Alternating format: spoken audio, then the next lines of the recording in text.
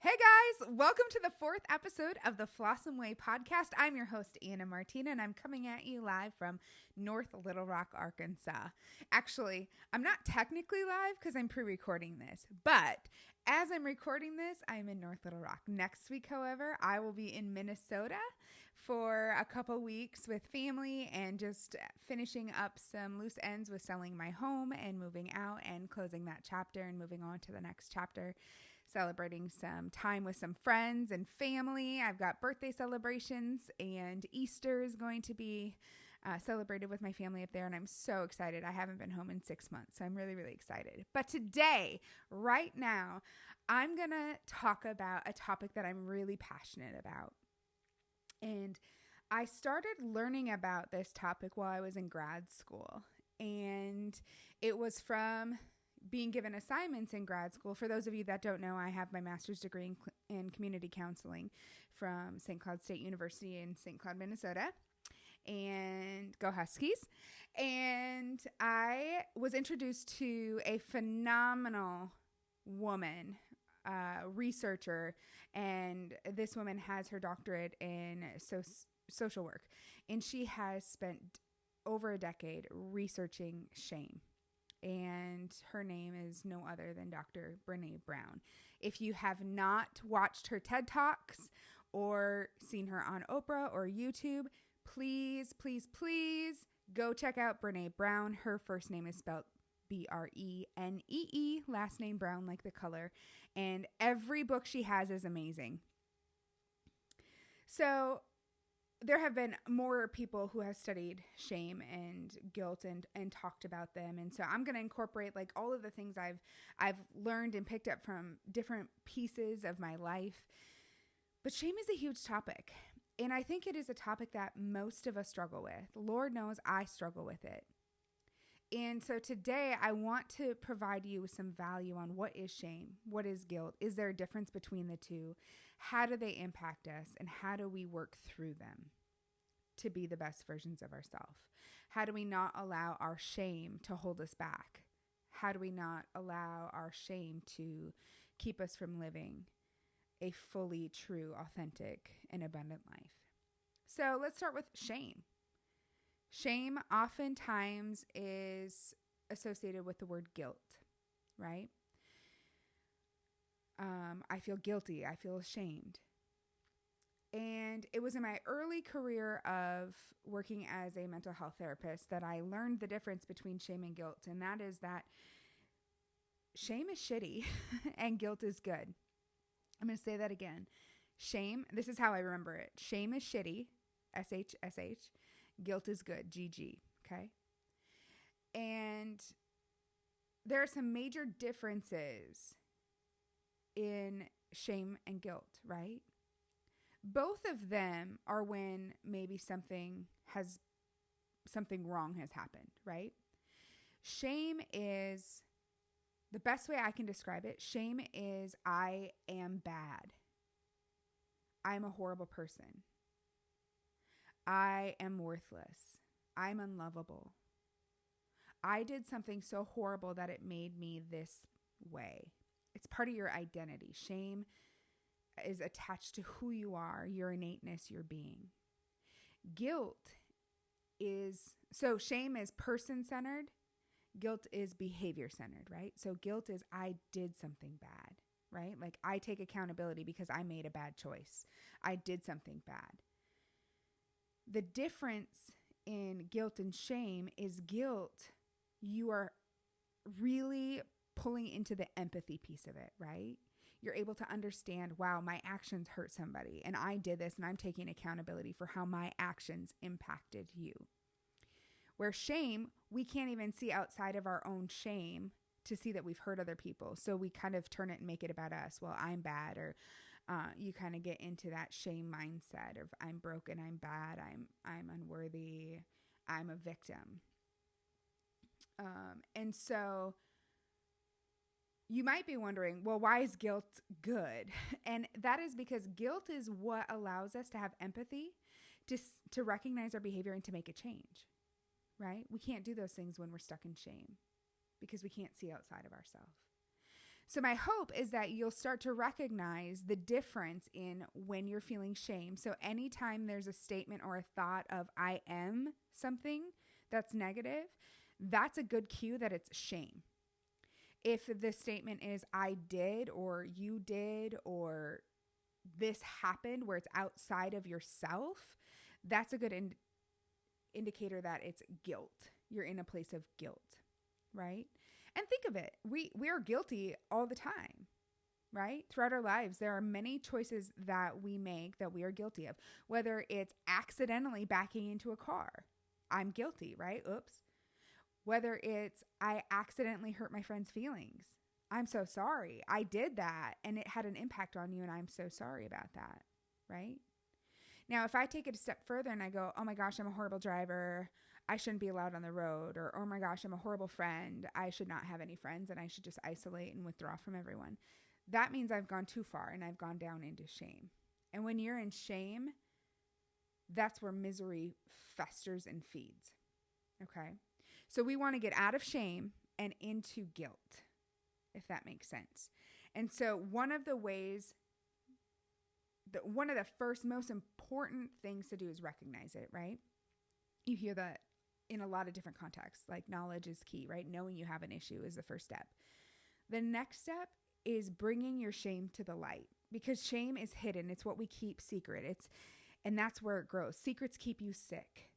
I'm going to say that again. Write this down. Secrets keep you sick. Okay? It's those skeletons in this closet.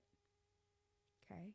It's the shame that you don't want anyone to know about because you're afraid that they may not love you or like you because of who you are, because of what you've done, right? So one of the first things that I would encourage someone to do is to bring the shame to light. Let's talk about the shame, because when we start talking about it, we take away its power over us because it no longer is the big dark secret that controls us.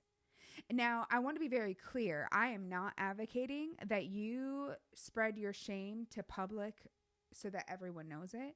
Not everyone is worthy of knowing your shame. Okay? That opens you up for ridicule and criticism that is not healthy, right? But maybe it's a mental health therapist. Maybe it's a pastor. Maybe it's a best friend. Maybe it's a parent, or maybe it's a partner or a sister or a loved one. Somebody that is healthy enough and strong enough to say, hey, I'm going to sit with you in this shame and we're going to get out of it together. We're not going to stay stuck in here, but I'm going to love you in spite of it. Okay? I'm not going to judge you. I'm not going to try to make it about me. I'm not going to, get stuck in here so then we're both stuck and we can't get each other out. But I am going to be a stable, solid, healthy person who's going to sit in here, give you a hug, hold your hand, and help you crawl out of this pit. Okay? So bringing it to light and being mindful of who you bring it to light, right? You need to be able to do this with people that you've built trust with. And people that trust is reciprocal, right? So clearly communicating to others what you need while you're working through your shame. So you may say like, hey, I'm really struggling with some shame. I need you to just listen and not say anything. Or I need you to hold my hand and look me in the eyes while I'm talking to you. Or I need you to remind me that I'm in my shame when you see that I'm in my shame. Okay? Whatever it is that you need from someone, communicate that.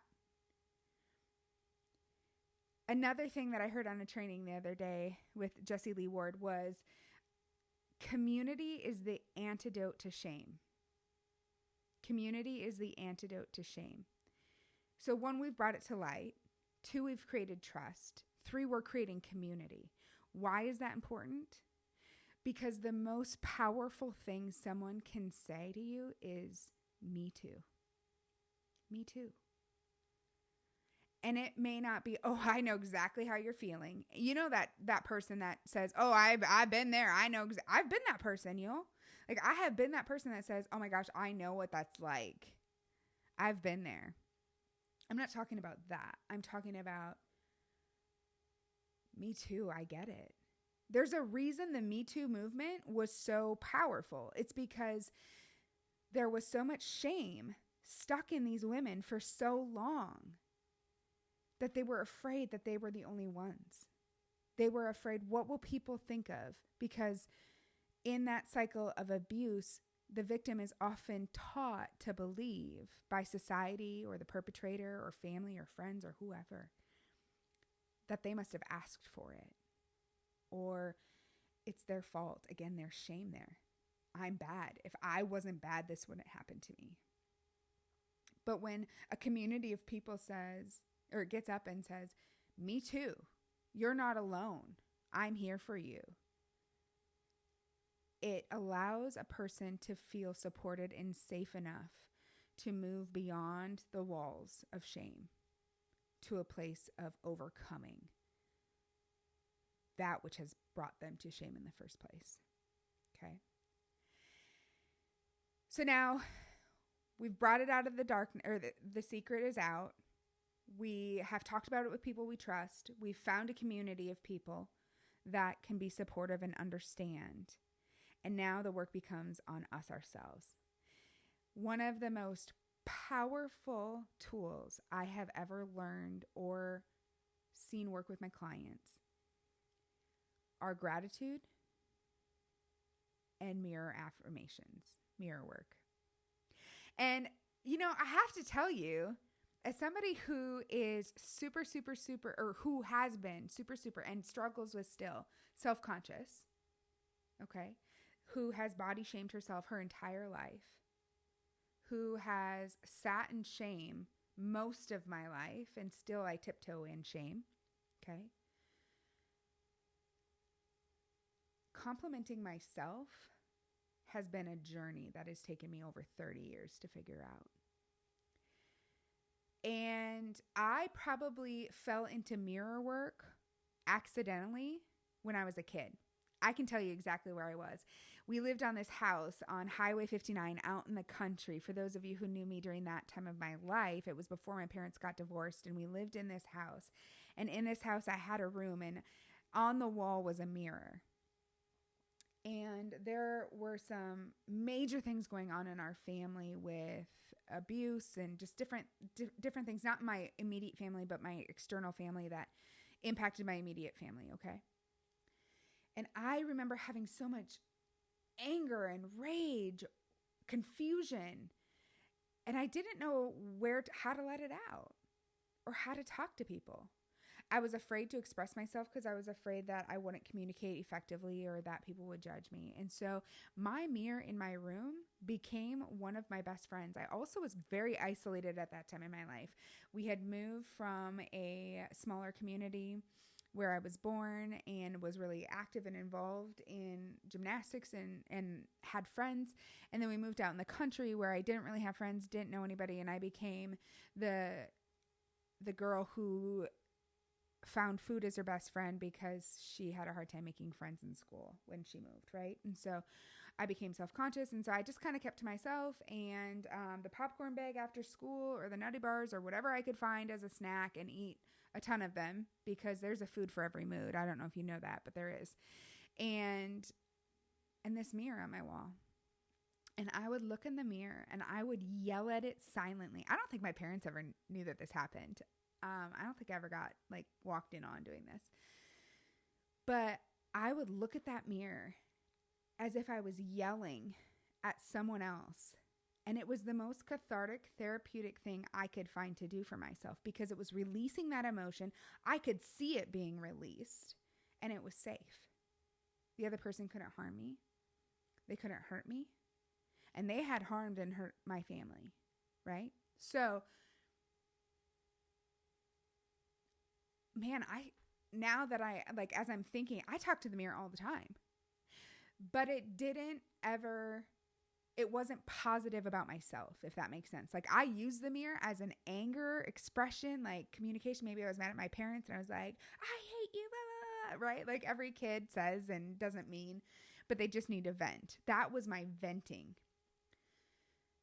But when I would stand in the mirror, when I'd get out of the shower, I'd be getting dressed, it was silent and just as loud.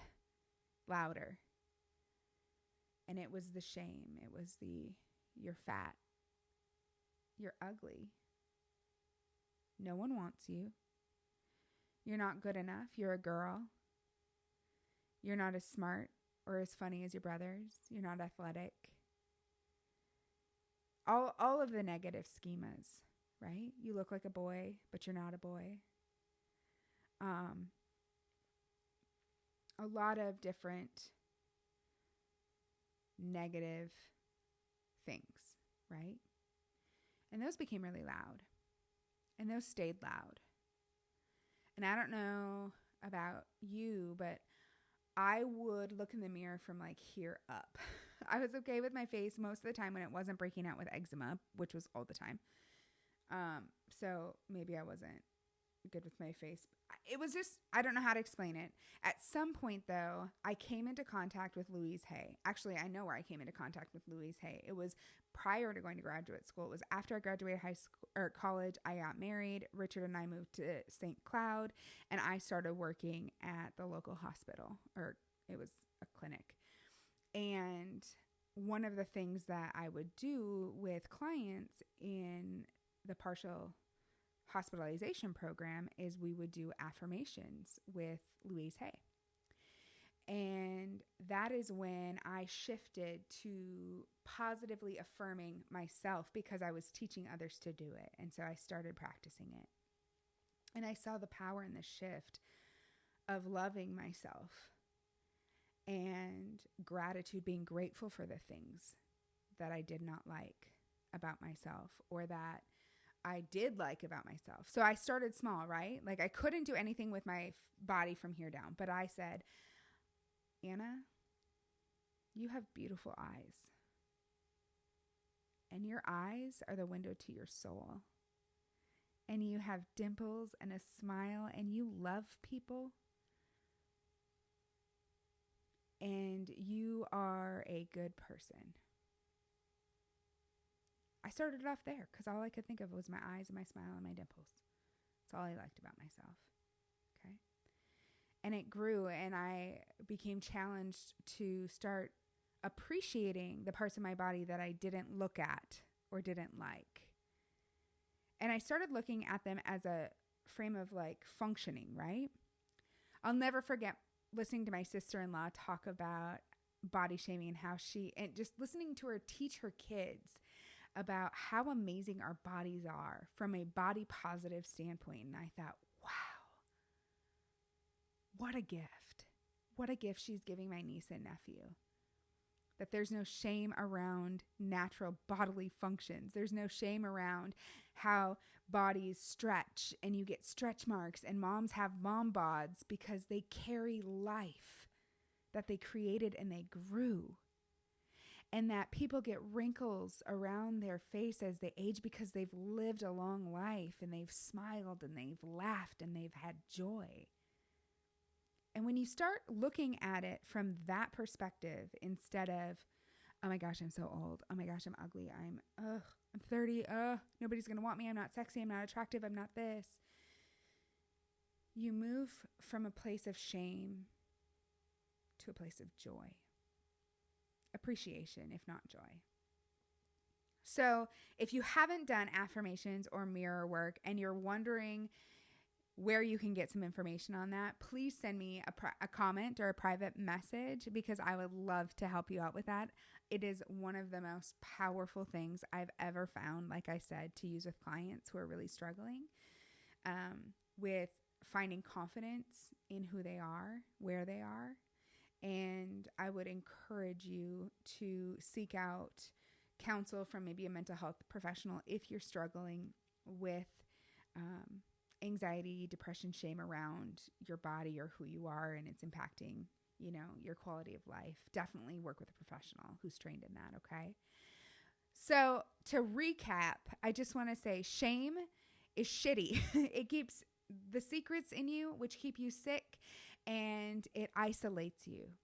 And the way to power through shame is to move to a place of empathy and go from I am bad to I did something bad, which brings me to Flossom, right? I'm flawed and I'm awesome.